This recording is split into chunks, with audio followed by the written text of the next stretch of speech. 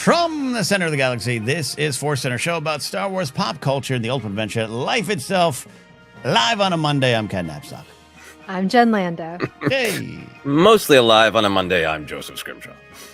Mostly alive, indeed. At least we're not mostly dead. We are here to talk some Star Wars news, and we've got some fun things to talk about here. It's not as, the heavy stuff. No one's switched job titles high above. No new series to discuss, though we can't wait for Maul Shadow Lord. Check out our discussions last week. Before we get to all that, we'd like to remind you that today's podcast is brought to you by our merch shop on Fourth Wall. Check out our merch store. Pick up a t-shirt, pint glass, coaster, something to help support the show and represent ForceCenter out in the galaxy. If you want a specific item, let us know. We'll add it there. ForceCenter-shop.fourthwall.com. ForceCenter-shop.fourthwall.com. Links down below if you're watching here live on YouTube. If you are watching the live stream, hey, press that like button. It really does help appease the gods, and that's why we're here today. That's one thing, but we are promoting Blue Sky as well, Joseph. Yeah, we are going to be rotating the next couple of weeks to remind you of different things. Well, last week we talked a little bit about Patreon, and we want to remind you to join us, particularly on Blue Sky. We're trying to be better about social media, but Blue Sky in particular, it's my personal favorite of the social media sites, and I've been trying to post for ForceCenter a little bit more often, so wanted to highlight that. ForceCenter Pod on Blue Sky.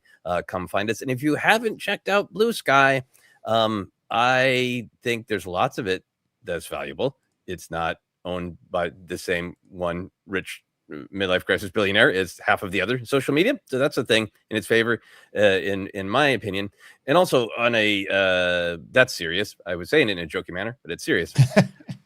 But on another serious note of, right now, I'm really trying to keep up with what's going on in the world, and in particular with all of my people back home in Minnesota, and having a linear social media feed where if you look at the first post on your Blue Sky feed, that's what's going on now. And Facebook and Threads and everything that just wants to show you whatever the algorithm thinks you might want to see. When there's a lot of crisis going on in the world, it's really not helpful to see something that's 3 days old. It causes confusion and harm and sometimes manipulation. So that's another vote for me for Blue Sky. Is I think it is really valuable to just have a feed that's what your friend said now. That's what it's valuable. You're right. And earthquakes, earthquake Twitter was a very valuable thing, and I'd like that to transfer over a little bit more to other sites. But yeah, Blue Sky is great for that. Whereas like sometimes in the midst of national tragedy, I'll see an Instagram post be like, "Why are they posting about casseroles?" Right? Oh, that was from 2 weeks ago. I'm seeing it now for the first time. Yes, so there you go. So follow some Blue Sky indeed. We are back here on another start to our week. We have a episode coming out Wednesday that is our favorite scenes from Attack the Clones. Joseph and I broke down those scenes. But Jennifer, you're here, and first up for Star Wars and/or Life Adventures. Oh gosh, I have no Star Wars adventures. I'm now in the clinic working with kids, and that's been really fun. And I'm not going to lie, almost every kid I work with, I feel them out to see, do you like Star Wars? I was really trying with this one kid who was just not, he was not having it. I was a new person. And finally I was like, do you like video games? No. Do you like this? No. Do you like Star Wars? And he's like, that was the first time he looked at me and he's like, yeah. But then after that, I couldn't get him to tell me what his favorite movie was or anything. But I just kind of played alongside him, and I built a TIE fighter wing. I was very proud of myself with some magnetic tiles, and and I think by that point he was over me. But I'm going to keep trying as a Star Wars speech therapist in training. I think that's going to be your thing. That's going to be your thing. That or brain rot, like we talked about a couple weeks ago, right? Yeah. They're making the movie, guys. They're making the movie. Oh. Steal Your Brain Rot. I saw it. The Hollywood Reporter. I saw it. I saw the brain rot characters a couple places in the real world. I wouldn't have looked at them until you guys explained them to me, and then now I see them everywhere. I'm sorry. It's Yeah. fine. It's good to know, and I'm sure you will encounter a Star Wars kid where, as soon as you hit the tap of Star Wars, the challenge is going to be like, "All right, kid, that's enough." Yeah, That's enough. exactly. I'll slide in here, but we do have an important question or comment from Jeannie from Tahini. Jen, who says, this is the other center, but Jen, I was trying to take a break for the news and saw an old clip of you on Say Yes to the Dress. Oh, wow. Oh, they're still showing that? All right. Yeah. After my Star Wars wedding, I got contacted by people, including TLC, and they asked me to be on Say Yes to the Dress, and they called me a wedding planner, even though I had planned my wedding. That counts. That we are was all of about us it. wedding planners, then. Yeah. Yeah. So, but it was a fun trip to Atlanta, Georgia, and it was quite an fun experience. That's all right. I didn't know that. Yeah. I didn't know that. Okay, I'm gonna look that up. There you go. Star Wars adventures for me. You know what? I'll tell you what my Star Wars adventure was. Successfully avoided too many passionate arguments about Star Wars at bars or in the wild. I make reference to one tomorrow or on Wednesday's episode of Attack the Clones, but there was a couple moments where I felt, I won't say baited. That's not fair to the other people, but I just felt it was up, and I felt, here's where we go. I'm gonna start yelling about Star Wars at someone. And I let it go, and the evening was better for it. I was able to preserve my joy for the Star Wars things that I love, which is everything. I'm a Star Wars fan, and I learned a valuable lesson of when do you ignite the blade, right? That's the age-old question that a Jedi have to wrestle with, and sometimes you do have to ignite the Star Wars discussion blade out in the wild, but I didn't this time. And Joseph, you were there for one of them on Monday night. We had a little hangout, and we had a good conversation that was just what we do and what we believe. Yes. There was a sort of there was a laugh and an energy to like, those guys like Star Wars. Like, yep, we do. Let's just leave it at that. That's fun. That's fine. Yes, but somebody did ask us to explain ForceCenter, and it was a nice conversation. That we focus on those fun things, but the why. That's what I always tell people. Like, hey, we like to talk about like what do the stories mean? Why do the characters do the things they do? And that often deflects. Then people can't be like, that's dumb. Yeah, really. What the movie is about and why the characters care about the things they do is dumb. Okay. Yeah. All right. Yeah. Yeah. Again. So there you go. Yeah, so that's my adventures. Yeah, that was a nice Star Wars adventure. There was another gathering where chatting with a person who I wasn't worried about it becoming a man, I hate Star Wars, because I just know that's not that person's attitude. But it was a nice discussion of which parts do we like better and why. And that's sometimes really nice for me when I can feel safe in a conversation to say, yeah, not every part of this one works out for me, but here are the things I like in it. Boy, is that nice to happen in the real world. My other Star Wars adventure is just a ForceCenter thing of all of our talk the last couple of weeks about Maul Shadow Lord, getting real excited about it and seeing how excited other people were, turned a negative into a positive for me. They had announced a while back a Maul figure that I think is just like literally the exact same figure I have of him in the Clone Wars, but the card now says Maul Shadow Lord. And I was like, all right, Hasbro, nice try. Nice try to get my money for the exact same action figure. But everybody was so excited about it. And it's just like, I do just want the exact same figure, but the card says Maul Shadow Lord. Why not? Why shouldn't I have it? So I pre-ordered that. That's amazing. That's good. That's how they get you. That's all right.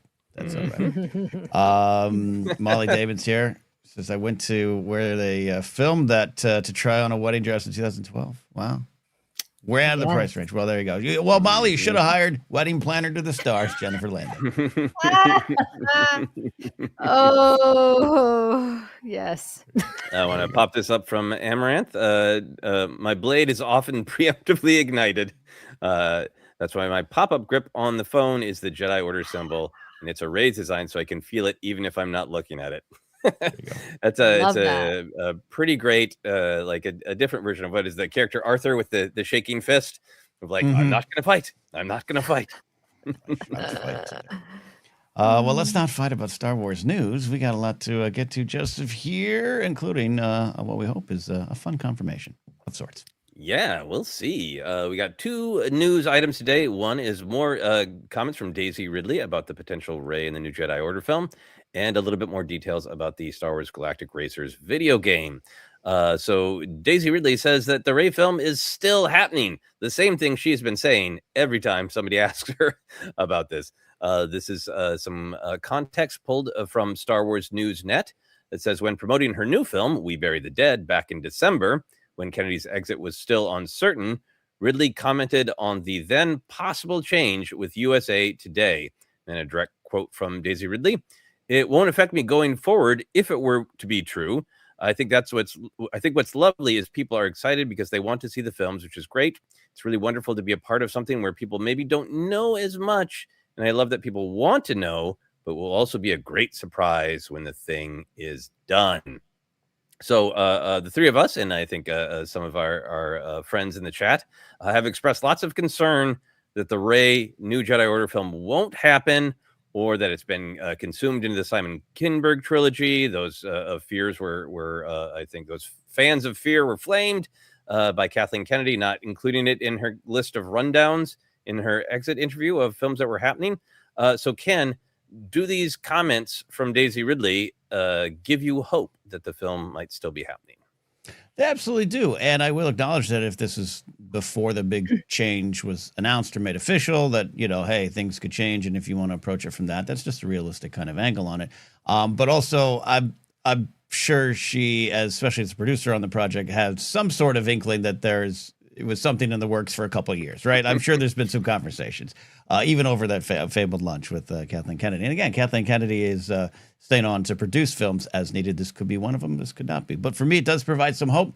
I understand, and I think we talked about that, some of the worry of Kathleen Kennedy not mentioning this as directly a couple times in big interviews, but especially the big, what's being called the exit interview.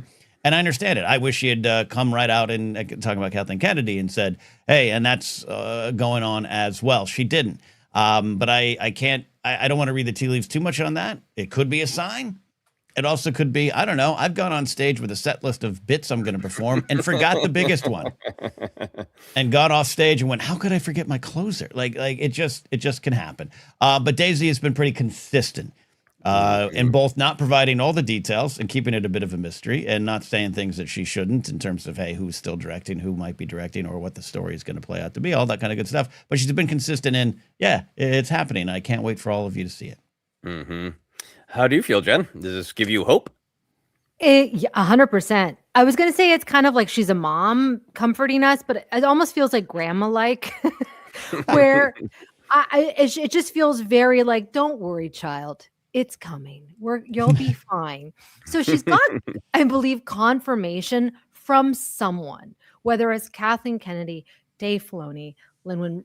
I gotta get her last name right. Yeah, you got it. I'm just gonna call her Lin-Wen. From someone saying this is absolutely happening, and I don't know, maybe there's like pre-production happening, but something where she feels confident enough to go out in the press and say this, and say it. I'm imagining in my mind with a smile. So yeah, I'm that curious. Daisy smile, Yeah, exactly. I think that she's letting us know, don't worry, guys, it's gonna be all right. Mm-hmm. Yeah, I agree. And I think the context is she was asked about this in December and asked about it in the context of like, hey, rumors are that there's going to be a change in Lucasfilms. It's going to kill your movie. On one hand, she's got to sort of deflect the, like, I'm sure she was aware that a change was coming. She's got a relationship with Kathleen Kennedy, and Kathleen Kennedy has said, we've been preparing for this a long time. So not news to Daisy Ridley, but she can't answer that in the affirmative or the negative about the rumor of changes. So she does kind of manage to spin like, yeah, well, I'm not going to answer that. I'm not going to take the bait on the Lucasfilm change in leadership. Just saying, doesn't matter. My film's happening. Just because you haven't heard about it, it's great that you want to know everything about it, but just because you haven't heard about it doesn't mean it's not moving forward. Seems like a great answer. And I agree. I think I'll take a lot of this in context of she is a producer on the film. It was pitched to her. It's a big career move. She's decided she wants to do it. And there's just this great sort of stance of like, nope, I got it. And It's not like an actor going like, I don't know, I was offered the job, I said maybe, and I haven't heard back. She's so speaking as one of the creators as opposed to somebody hired to do a job. Yeah, I like that. Yeah, and also, we'll talk about the surprise nature of it all or what that might mean, but also I love the Hunt for Ben Solo story was a reminder of not all rumors cover everything going on and how close that was to being a thing and how maybe it still is because now it's kind of been upped a little bit by Kathleen Kennedy in that interview. But, it's just a reminder of it's all everything's always in motion, things that we don't know. They're always going. Yes. Always in motion is the production slate. Daisy Ridley also mentions a surprise.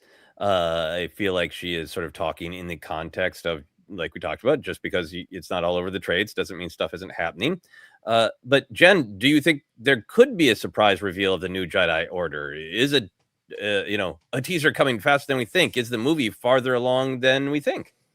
It is strange to tease a surprise. I would never tease a surprise if it's not going to be a surprise. So the surprise, what could be surprising? It could be surprising about how far along it is. That's what I'm thinking. Is that a teaser, like you're saying, something tangible that we can see and get excited about besides just a title card, which is generally what they do. They're like, be excited for the font of the title, right? Do you like fonts? Right. The font wars have begun. Yeah. So we're getting something and soon, which I don't remember the timeline because what? They're not gonna step on Starfighter's toes. I don't think. That'd be a bold move, though. So then what? The year after? Yeah. Well, in terms of when it might release. Yeah. No, 2028. Yeah. 2028. All right. Yeah. 2029. Maybe they'll do 2 films in 2027 since it's the 50th anniversary. I don't actually think so, but that would be a huge surprise. That'd be a huge surprise. Yeah. The thing that this question made me think of is something that people are discussing in the chat as well, is that Daisy Ridley gave these quotes before Kathleen Kennedy did her exit interview, I think, but maybe Kathleen Kennedy left it out of the rundown on purpose. She's done that before in one of the big investor meetings where they announced a bunch of stuff. They didn't announce the Book of Boba Fett because they knew it was going to be teased at the end of that season of Mandalorian, and they specifically left it out. Maybe she left this out in her exit interview because she knows a little bit more what's going on with it. This might be one of the individual films that she's working on as a producer, not the head of Lucasfilm anymore. And she left it out on purpose to not reveal as many details and let it be more of a surprise. Yeah, Ken, what are your thoughts? Maybe Kathleen Kennedy was pulling a holdo and not telling Poe the plan because he might mess up the plan. I don't know. Maybe that's some of it too. Of just I don't want any of this out there. Yeah, in terms of surprise, I mean, I don't think it's gone into any kind of production yet, and so a tease might just be a font or some kind of a generic poster. But I do love a good tease poster. Like that Phantom Menace teaser is still one of the greatest things of all time. So maybe we can get something like that. But I just think in terms of surprise of like what it might be about, who might be in it, how soon, again, this was announced in 2023. I think there has been changes. I think the idea of folding it into Kinberg's trilogy is a real possibility, whether we like that or not. So there's all those kind of things, but they've had enough time to say, yeah, all right, now we are ready to reveal with confidence that this is a go, that it's not just a convention moment. It's not a pop for the crowd. It is something that's actually solid. And maybe that's part of the surprise too. And again, who's in it?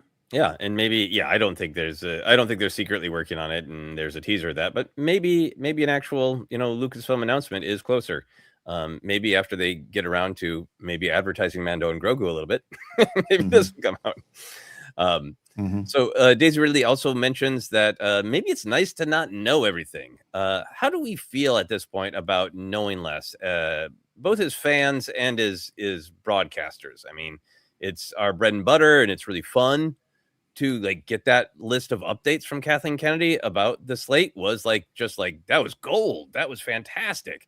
But we do spend a lot of our time reading the tea leaves. And Ken, how are you feeling about that these days? Are you enjoying reading the tea leaves, or would you love to be just sort of blindsided by something?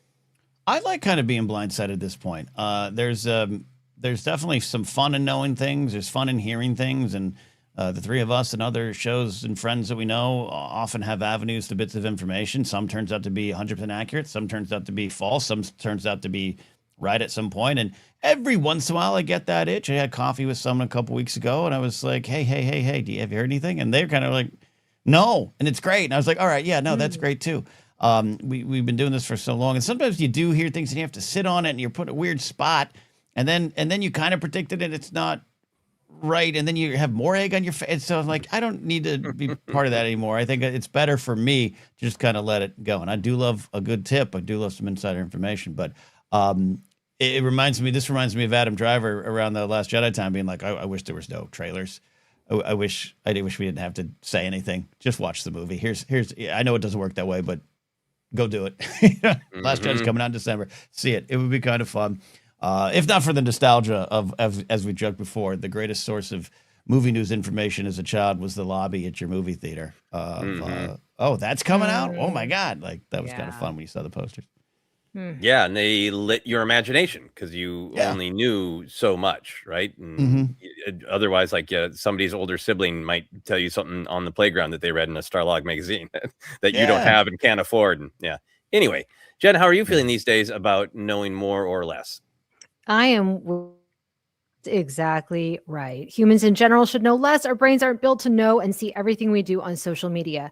I really, really believe that. Even like positive things, it can be a sensory overload.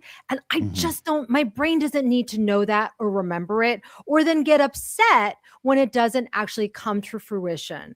That whole thing with Patty Jenkins was such a big deal. And I still am like, aw, I really liked that idea. Don't tell me like it's like I'm like a 5-year-old. Don't say there's going to be a surprise. Don't tell me we're going to go get ice cream and then we don't get ice cream. Right? Don't make those promises. Do you like broccoli bowls? Just tell me 5 minutes before we're going to go to Yogurtland. Hey, guess what? We're going to go to Yogurtland. Yay! Thanks, Star Wars. Like, that's what I want. Give me nothing until you're going to give it to me. This is really funny to imagine like a Patty Jenkins like promo video about going to Yogurtland.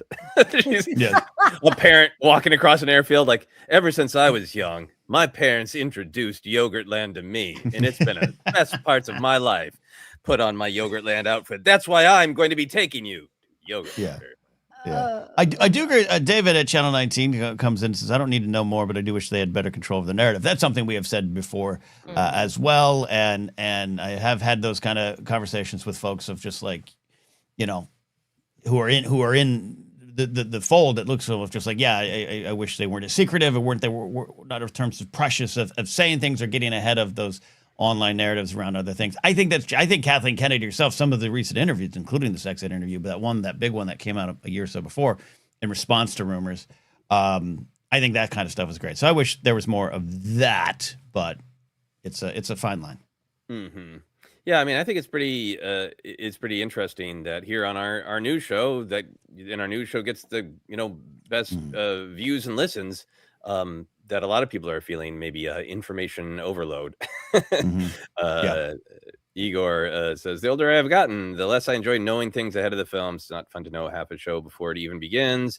Jeannie from Tahini says, the rumors are fun, but I do like to be surprised. Vulcan Nerd says, I opt for a blindsiding as well, of the good kind. Chris Ryan's, I think the fandom needs to know much less. So I think there is something about feeling overwhelmed by information in general. And so having a little bit more of an open mind as you go into entertainment, it probably just feels like a nice change of pace for a lot of us. Sorry, OGS, I think wanting more control of the narrative is understandable with all the leaks and interviews these days. Is that even possible? It's hard. I do think there are examples of where it could work, and I do like a lot of what James Gunn has done in the past of just going, oh yeah, that person they're grifting. That's not true.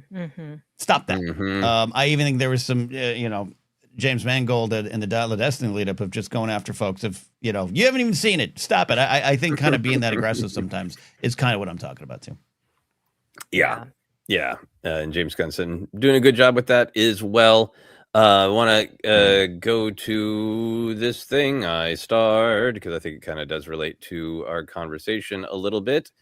Oh no! All right, there we go. From OchiFan327. Hey, ForceCenter friends. I don't know if this is on the rundown, but we did get confirmation of a Mandalorian and Grogu trailer at the Super Bowl this weekend. I pulled the news together yesterday and didn't see this confirmation. But I think for me, there's a line between like, okay, I don't need to know everything. I don't want to know everything. I certainly don't want to know everything from trailers. But I am starting to get sort of concerned about the lack of Mando and Grogu hype. And if there is indeed a confirmation of trailer in the Super Bowl, I'm happy about that. Because on one hand, I don't want to be inundated with too much, but it also feels like they're maybe sweeping Mando and Grogu under the rug and just kind of being like, if it does okay. I mean, we're at like around 3.5 months, not much time at all. What I wanted to ask you both about that in the context of how much we know or don't know, I wonder if some of the Mando and Grogu maybe slowness is, I think in Jon Favreau's world, he would put out an Instagram post and say, I made a movie, come see it. I don't think he likes oversharing. How do you feel about that, Ken? Do you think some of Jon Favreau's instinct to share less is going to happen with Mando and Grogu? Or do you think like suddenly in the next couple of months, we're going to see half the movie in trailers as they try to speed hype it up to the date? I think they will speed hype it. I think that's going to happen. I absolutely think so. But just hearing, and again, here we're talking about rumors. Just hearing what we've heard from people very close to us who host panels. John and Dave don't like the panels in terms of answering questions or saying, here's what's going on. They really don't. And I think John is part of that. So I think there could be, what kind of control he might have over the trailers is sometimes debated in terms of directors. Again, I know it's joking, talking about stories. It seems hypocritical, but JJ having a nix on a Rise of the Skywalker trailer a little bit too close to its release, saying I don't like that one, I'll do it again. Like, I can see it possible, so I can see John having some sway. But I do think you're going to see this speed hype. I think they've probably got some charts and graphs of when to start releasing things. And at the big game on Sunday, that makes sense. I think we've talked about it. I know people saying the Variety reported it. I think Molly said that. It's not confirmation, highly likely. That makes sense. And good. Now I know to watch for it and not get up and to get my pizza and Doritos during that commercial break. Though, as a side note, as a football fan, but also a big game fan, I hate that now we just know every commercial coming out. There used to be a thing.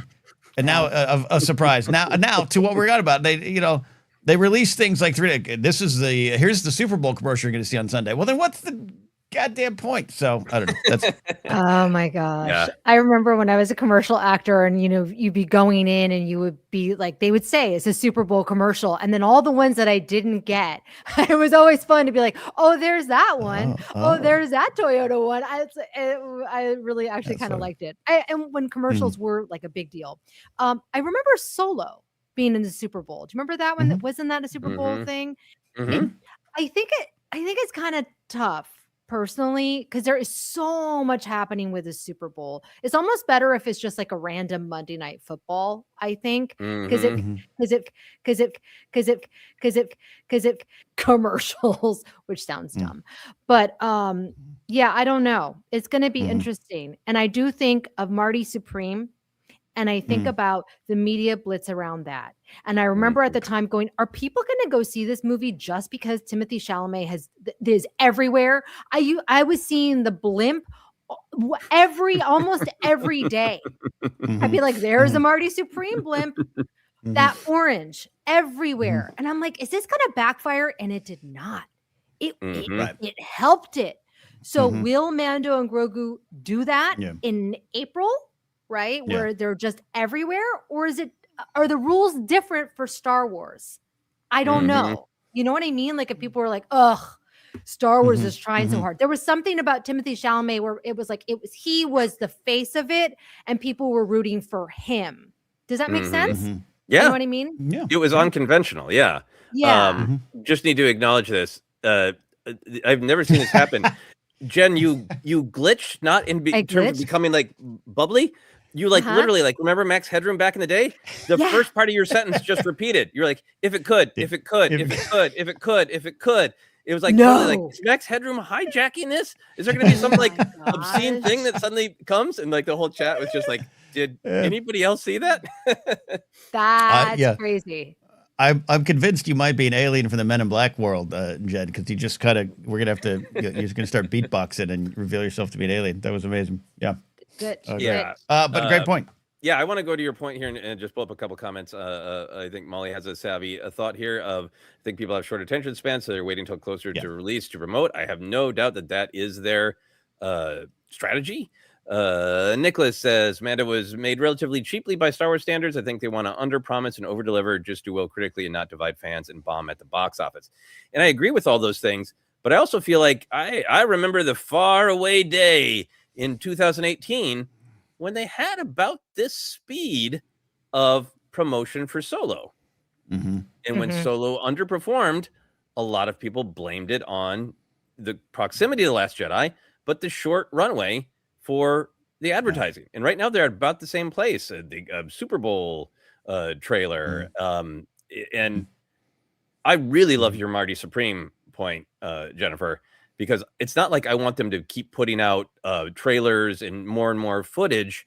I want them to have Jon Favreau on Good Morning America, making waffles. I want them to be doing for Hasbro to announce Mando Days and here's a fun video with Sigourney Weaver playing with her Sigourney Weaver action figure. There's and weird things. So like there's a new fruit being introduced and it kind of looks like an orange. So we're gonna have Grogu oranges again or whatever. Like have it appear in places where it feels like this isn't just a film that's coming out, a product to be quickly gobbled and then moved on to the next one, but maybe this is going to be in our culture. This is going to have an impact. It's going to have a physical presence in the world.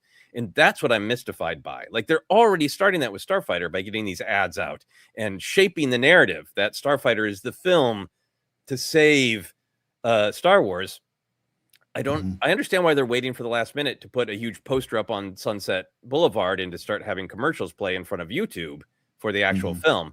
I don't understand why they aren't shaping the narrative and trying to kind of get Mando and Grogu into the culture as opposed to just advertise the film. I agree with that and agree that way. If I have no answer for you, I think it's I know what you're talking about. There's the campaigns, there's the spots, there's the toys, there's the end caps. If that is even a thing anymore. But which is also, as we know, what was part of the Solo problem, right? We had to run up against MCU, and there was limitations on what toys could be put out on end caps and stores. All that kind of stuff was part of it. But now in a different era, like you're talking about the culture side of it. Like couldn't Jon Favreau release a new season of his cooking show on Netflix with just the cast from Mando and Grogu, which would include an episode with just Grogu? Shouldn't Grogu be doing a tour of malls? Are those still a thing? He should just be going to malls. There should be a Grogu Photoshop at every mall in America. Yes. Yeah. And the thing about Marty Supreme is it didn't tell me anything about the movie. It got to be my opinion.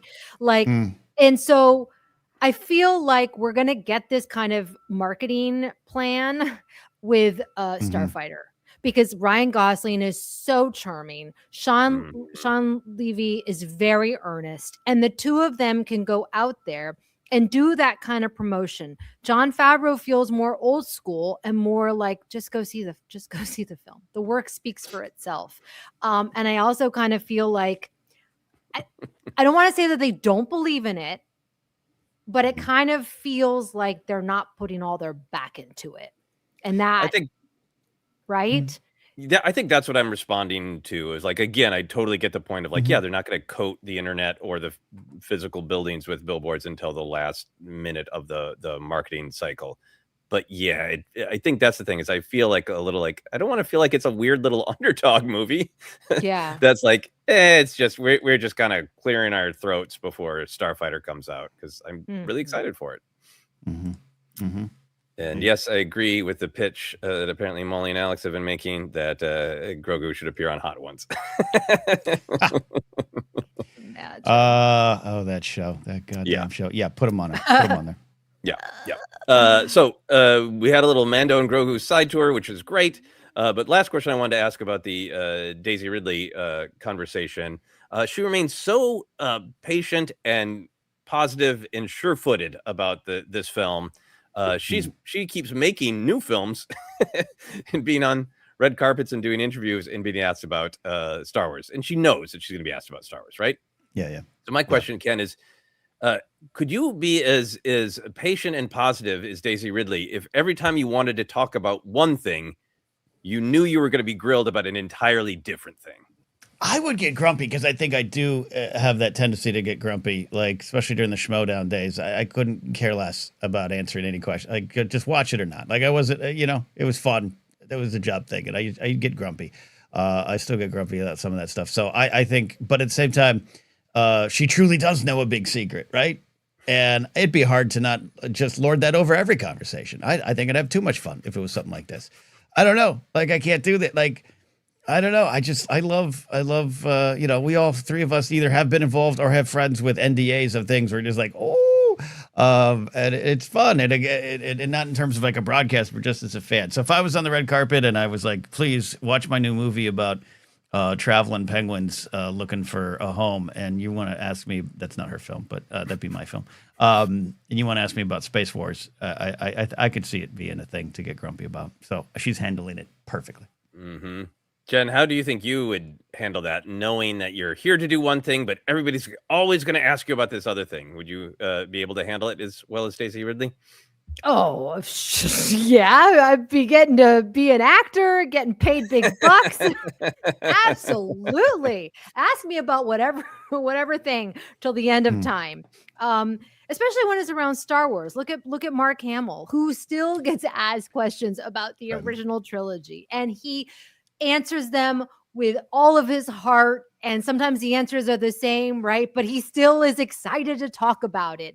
I just love that. And I feel like the new cast of Star Wars, well, no, I'm going to take that back. I'm going to take it back. I'm like,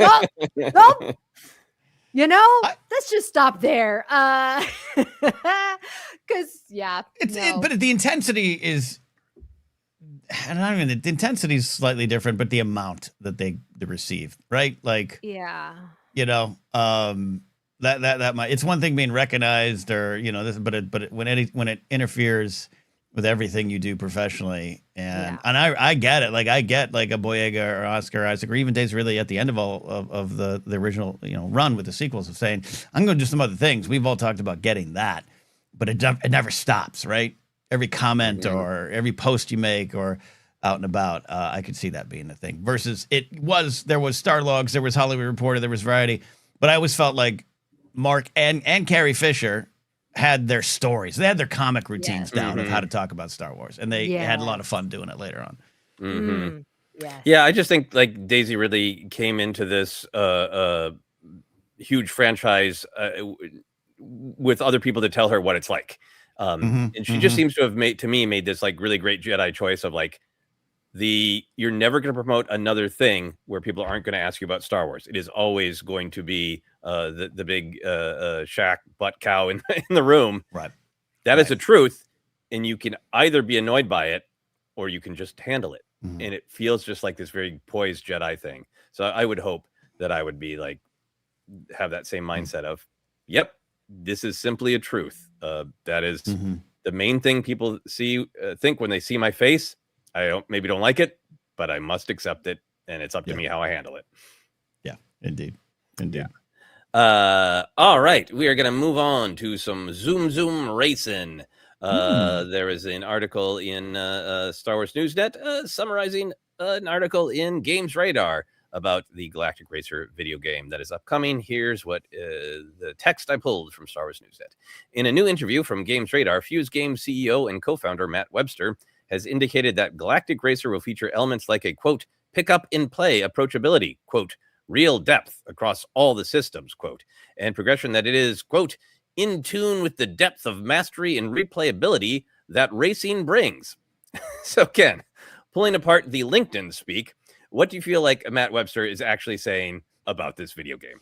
Man, there was a lot of ideating colliding with the synergy of his words there. Yeah. With the ideals of the company. I like the news. I like what's going on. I'm excited for this game. It's not quite the game I've been pitching on this podcast for 10 years, but there's some things that have been unveiled that I think are exciting. This is what I'll take. I'm gonna actually have to look at this here. Okay, the high-speed aggressive. Where is it? There it is. Sorry, where is it? Pull. All right, there it is. Pick up and play approachability is what I need. My biggest complaint of some of the recent Star Wars games is one, I play games often, but I'm not a gamer, so I sometimes struggle with some of my skill sets in the games. So the games haven't been as approachable for me, and you don't need to just tailor it to me. Alex Damon needs to be happy with his skill level of playing levels on super Jedi level that take 14 hours to complete just one fight, or me in my story mode where you can just hold my hand. It needs, you need all of it there, but I like that. This should be a pick up and play kind of game. What's your take, Jennifer? I see it like Mario Kart. So you can play with I don't need to know anything about it. Pick it up and play. And then I think you can get better at your racing skills, right? You become mastery of that course or whatever. And then you get it progressed to new levels, which has replayability. I don't know.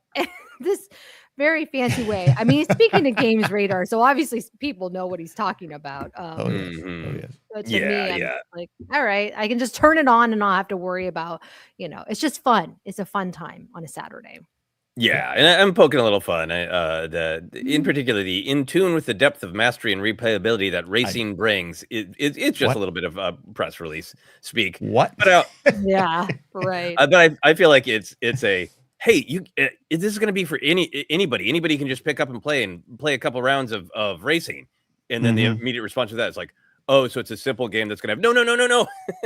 Yeah, you can build complex engines, and you can fine tune, your intake of this gas, and to ban gas filters. You can calibrate. So, like, I think it's just trying to say, like, we want this game to be very easy and then super in depth if you want it to be in depth, which I appreciate. Yeah, indeed. Jen's going to have like 8 minutes to play this game at night. We need Jen to put aside her school, put the kids to bed, and play like 8 minutes of Pod Racer. One course. E3 ass speak. Yeah. Yes, it is. But I do. Somebody else in the comment in the chat made the comment of, oh, here we go. My big fear is for racers that it ends up like Squadrons of Fun, but small experience that isn't developed further, so it doesn't keep people engaged. And I think that's the concern that they're trying to cut off at the pass. I went over to a friend's house. He invited me to do the play together mode of Resident Evil 5. He only had about 3 hours, and my friend is very pedantic, and he spent 3 hours setting up his character. He didn't play the game at all. Like, well, I gotta go home now. So my gosh! Bless you if you want to get in. Because how did he spend 3 hours making his character?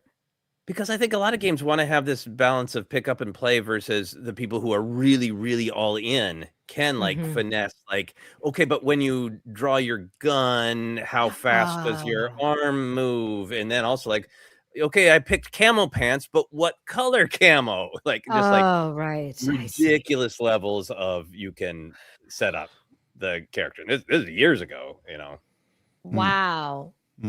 Yeah. And, I get it, but okay. And Maddie says, you played Resident Evil 5? Damn, you'll never get that time back. No, I never played Resident Evil 5. I watched my friend set up the character. Set up the game. And we never. Wow. Anyway. Wow. Yeah. Okay. A lot of people are talking about bringing up the comparison because this is some of the same developers behind Burnout and Need for Speed. And I've played both those games. I have them on my systems and I enjoy them. They're fun and they have that kind of, you know what? I'm going to pour a drink and for an hour, I'm going to drive a car around fast. Let's do that. And yeah, I think that stuff is fun once you're into it and know it to that level and you want to finesse, but I think that's not where a lot of people are coming from. On a clearer note, Matt Webster clarified that pod racing is in the game. He says, we believe this style of high-speed, intense, aggressive, track-based arcade racing hasn't been fully served for modern HD gamers. You can't really make a Star Wars racing experience and not have pod racing, can you? The core fantasy of the game is becoming an elite racing pilot in the Galactic League, and pod racing is a pinnacle of speed and racing in the Star Wars galaxy.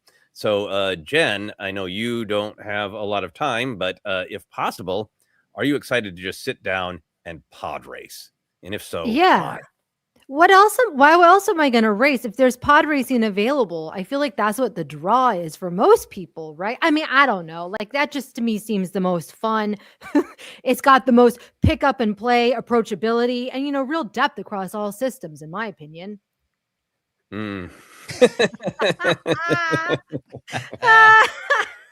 Nice. Ken, how do you feel about pod racing in this game? Confirmation that there is pod racing in particular. Yeah, we needed it because this was a Galactic Racer. We saw speeders, a lot of other things, and we heard pods. And we had Sebulba show up, old man Sebulba. But to have it just kind of clearly stated as something that they needed to do, it's something I'm glad they did. Very excited to get behind a pod. Yeah. I think for me, the instant playability, the pick up and play is what I need in my life right now. So I'm very excited if there is just a it's not a part of the whole journey. It's just sort of like an arcade level where it's just like, okay, I pick a planet, I pick a racer, and I can race for, an hour and then stop myself. That would be fantastic. And I totally agree. Like, call it Galactic Racer, T Sebulba. You don't have some straight forward pod racing. I think would be a bummer, and is overlooking how much pod racing has been entirely reevaluated since Phantom Menace came out and is so beloved. So there have been nods to pods and pod racing in newer Star Wars live action stories. But Ken, do you want to see pod racing on the screen again? Absolutely, and I don't know quite where yet anymore, but Mando and Grogu just going around the galaxy. Mando. If the Mandalorian season 4 ever happened, that put it there. Pod racing in a new era, or having it in a show that goes back. I'm not expecting it, Maul Shadow Lord, but you could still have some leagues, racing leagues, maybe having to shut down or deal with things. I think it's fun. I think the legend of the pod race from Phantom Menace just continues to grow over time, probably because fools like me just shouting to the rooftops about, give me control of a pod. I just absolutely love it. And I mentioned before, there was a fan film, and I have a complicated relationship with fan films and fan projects, but there was a fan film a couple years ago that was based on pod racing and a pod racer, and I thought it was looked really cool. So I think it's an era of arena of Star Wars to mine. Mm-hmm. Yeah, I really want to see pod racing make a return fully on the big screen. There's a great scene in the James Bond movie On Her Majesty's Secret Service where Bond and his partner are they're in a chase and they're trying to escape, and they just see that a race is going on and they crash into the race. I would love if Mando and Grogu were like, hey, we're in a chase, we're trying to get away from somebody, and we come across a pod race, so we just join for a few laps and kind of have an action chase within a pod race. That would be so cool. I would be thrilled. Jennifer, do you want to see pod racing back in the narrative? I did not know I did, but I totally do. This needs to be a movie. It needs to, this is going to bring people to the theaters. Have Taika Waititi do this film. I think it could be so fun. It'd be fun for kids. It'd be fun for teens and adults. This could be so great. Why don't they make this happen? Like, to me, it just seems like a no-brainer. I don't know what's going on. What's going on? This is the surprise I want. In addition to the Rey movie, bring this on. Sorry, Starfighter. It'll be good. Some people are hoping, like, maybe Starfighter. General Cameroni says pod racing to Starfighter feels like a good match in my head. Yeah. But I want a whole movie, a whole American Graffiti type movie about pod racing. That's what I want. Right? Okay. That's about kind of Fast and the Furious. Okay, that's probably more accurate. Someone said Ford v Ferrari or Days of Thunder. Man, but the American Days of Graffiti Thunder. connection, and like we always think of the racing connection because Lucas loved to race, but a lot of American Graffiti is about cars as status and social symbols. Like there's definitely the racing, but like I would love to see like can Team Toe get a date because he has the coolest pod racer, like the social aspect of how vehicles fit into some of our cultural rituals and dating rituals. That would be amazing. Love it. Lots to explore, lots of excitement in the chat. But moving on to customization. Here's what Matt Webster had to say about customization. When we set out to create Galactic Racer, we wanted to do more, to lean into multiple vehicle types and multiple expressions of speed to give players a breadth of experiences. Galactic Racer offers players the ability to pilot vehicles they know and love alongside ones they won't have experienced before across a range of solo and multiplayer modes. Building your very own Star Wars racecraft is a dream I'm sure many of us have had for a long time. And how you show up on the track is often as important as how well you race, especially against friends. Players will be able to not just modify the look of the vehicles, but its performance and characteristics too. So that's all the real get under the hood stuff. But hey, he is kind of talking about some of the American Graffiti thing of like, yeah, is your racer the fastest? Is it the coolest looking? Will all your friends put down their Doritos and Mountain Dew and go, wow, you made the coolest racer. I will. Yeah. So we'll talk about customization. But first, he seems to be hinting at like, yeah, you're going to see pod racers. You'll see swoop bikes, but maybe you'll see some things you haven't seen. Ken, what existing Star Wars vehicles would you want to race that you haven't in a video game? Imperial speeder bikes. The what is it? The 74s. They I think someone talked about Tebow in chat earlier about getting to ride around with as Tebow on one in a hidden level or something. Yeah, like to relive. I don't need to relive the Battle of Endor, but relive riding around the Force Moon of Endor on a speeder bike and maybe hitting a log. Oh man, I've been waiting for that since I was a kid because that's what I would reenact every day in my backyard. Yeah, hearing that roar, that'd be great. Jennifer, do you have an existing Star Wars vehicle you'd love to race? You know what came to mind? The Vespas from Book of Boba Fett. Only Maddie because Marner I know just did that too. Oh my gosh, wait, we're in sync, Maddie. That's so funny because I was like, a lot of times these cars are too squirrely or vehicles and I can't control it, but I know it's not going to go so fast. So that's why I need a Vespa. And then I can have a cool color. Yeah. Oh man, that would be great. And that would just fly in the face of like, they're too slow, except for in this game, they're like ridiculously fast.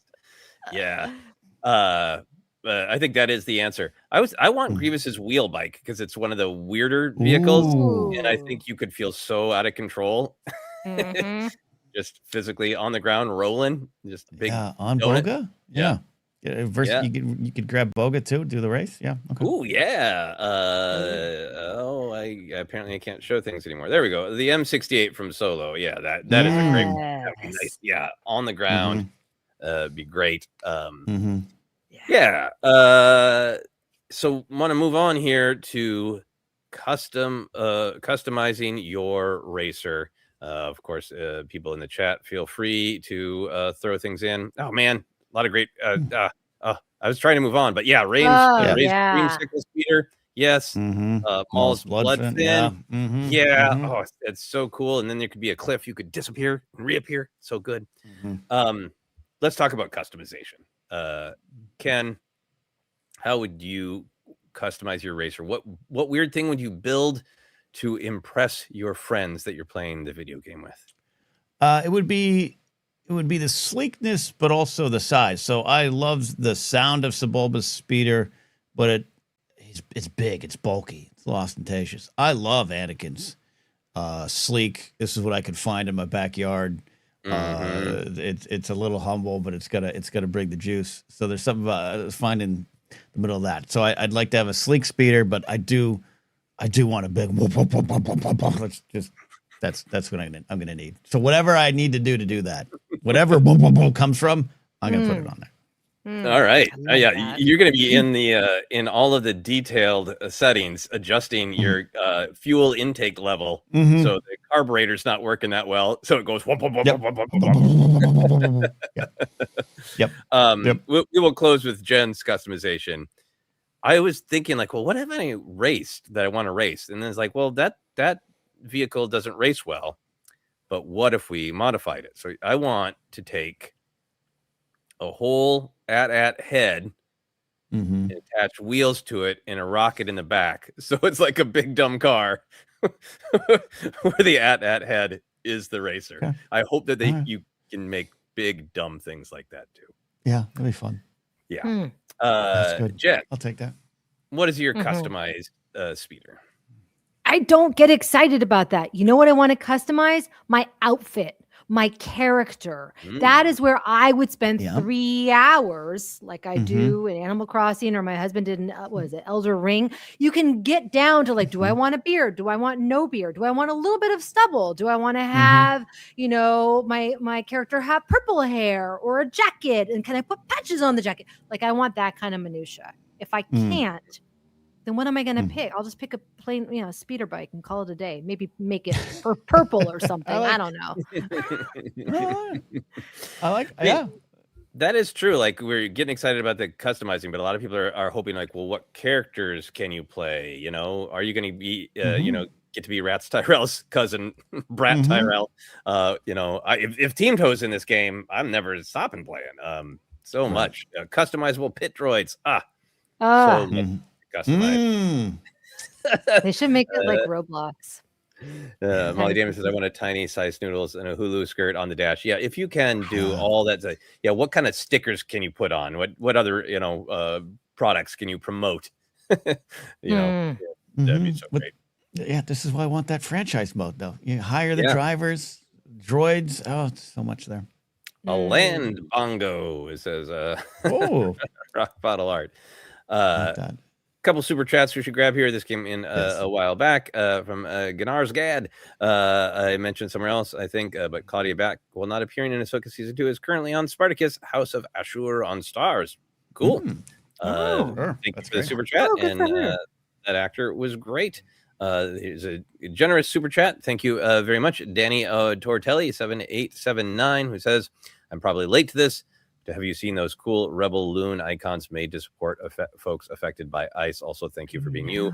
ForceCenter is such a positive corner of Star Wars and a great reprieve from the world. Heart emoticon. Yeah, for anybody who doesn't know, they are all over my social media because of all of my friends from Minnesota. So yes, people have taken the loon is the state bird of Minnesota. In recent years, Minnesota replaced their old problematic flag with a flag inspired by loons. That is this specific combination of blue colors. So there's already a lot of loon art going on. The new Minnesota flag does look a little bit like a loon is opening its mouth and firing a beam of energy like a kaiju. So there's also some sort of like kaiju loon energy. So a lot of folks have taken all sorts of different designs. They've done the original trilogy. A lot of people have done Sabine's design from Rebels, a little bit more the sideways and the flowing in the energy. The only thing I would caution is some of the first that came out were AI made, and people in Minnesota are trying to be careful about, like, we love this image, we find this image powerful, but a feeling that, you know, a lot of the people who are responsible for what is happening in Minnesota are tied in with AI and the way it is being used to manipulate folks. So there is a strong desire to make sure that the Rebel Loon isn't an AI one. But other than that, people in Minnesota are embracing it massively, selling a lot of them, wearing them at protests. I have friends who have already gotten a Rebel Loon tattoo, a Rebel Loon tattoo. So thank you for bringing it up, Danny. It is a great Star Wars thing and a great way to talk about what's going on in Minnesota. And as always, if you want to help, I would suggest checking out the website standwithminnesota.com that has a great list of different resources so you can help financially and in other ways if you want. That's great. Oh, wonderful. And thank you for that generous super chat. Both of you. Appreciate that. There we go. All right. I think that is our news. Some Rey hope, some Racer hope, maybe Rey in a Racer game. Who knows? Any final thoughts from you, Ken? Excited for this game. As much as I sometimes say, hey, some Star Wars games don't work for me, I approach each new Star Wars game with all the hope that I approach a new Star Wars story. So I'm looking forward to this one here and more corporate speak about it. Corporate speak is the most hilarious thing to me in the world. So I love it. Hey, I take hope from what Daisy said. So fun to discuss that today. Yeah, very excited for Racer. Great to see everybody so excited about it. Great to see people have hope for a Rey film, and also thanks everybody for talking through the Mando in Grogu stuff. I can't wait until it comes out, and I hope this is an instance where I'm kind of gnashing my teeth and maybe don't need to. Jen, any final thoughts from you? Yeah, we're going to circle back on Monday, hopefully post trailer or teaser or whatever it is. I'm excited. I'm cautiously optimistic. Obviously, you know what I'm most excited by is Jeremy Allen White as Rada. So I'm going to be taking notes and doing freeze frames on that. That'd be great. Our news show for next week is sorted, if that's all true. That's great. That's great. Yeah, we'll just show up, watch it live, and final super chat here from Igor the Mad, who is able to rejoin us after a while of not making it into the live streams here. Says, glad to have made the live stream after a long hiatus. It's been a fun show. May the force be with you. Thank you, everyone, for joining us. Ken, you want to take us home? Absolutely. Hey, later this week, we got our favorite scenes from Attack of the Clones. We should be live on Friday. I might have a slight conflict. I'll talk offline with my cohorts here. But we also took last Friday off in support of the National Economic Strike Day. I think more of those are going to be coming, and maybe even a more of official capacity from a lot of other groups. So stay tuned for that. We'll support those when we can. Look for that and all the good stuff. Follow us on social media, ForceCenter Pod. Don't forget, you can listen to the podcast feed and get Databank Brawl rebroadcast every Sunday exclusive on the feed. And you can support us at patreon.com/ForceCenter and get into the Discord where fine folks like Igor the Mad and Brady and others are there talking Star Wars. Follow me at Catnapsuck. If you're listening to me live right now out in the universe this Friday, I'll be at Flappers, but also this Saturday, I'll be down in La Jolla near San Diego with Mark Ellis as he headlines the La Jolla Comedy Store. I'll be featuring. He's also there Friday if you're around, and Jen Sturger headlining that. More information on our socials there. Jen, where can they find you? You can find me on Instagram at Jennifer Landa, Blue Sky, and that's about it right now. It's plenty. For now. Or is Upscrolled the new thing? I haven't gotten on Upscrolled yet. I gotta do that. I always get there. You know, I still have a Peach account because I want to claim my name everywhere. But I'll take you on Peach. Yeah. Yeah, exactly. There was about 4 days, a long time ago, 10 years ago, where Peach was all the rage for 4 days. Yes. And you could cake somebody, which was like waving, but you just gave them a cake, but you get notifications of so-and-so just caked you on Peach. Like, come on. Okay, no. Yep. Oh, yep. There it is. I got my old, there it is. Yep. There's Peach. It's a real thing. Peach. Yep. Oh my gosh. Yeah. Yeah, you can follow me on all the social media, but when I say that, Blue Sky is the best right now. And I forgot on our Attack the Clones episode, but I do have some news for our film Dead Media. It is playing its first film festival at the end of February. It is going to be at a film festival called the Nevermore Film Festival in Durham, North Carolina. So if you are a Force Center friend and you live in or near Durham, please come out. There are 2 different screenings of the film. I'll be there to do an intro and do a Q&A. And if you happen to know anyone in Durham or near there, please let them know. All the details are in my social media, but also on my website, josephscrimshaw.com. There you go. That is it. We shall see you all next time here on Force Center.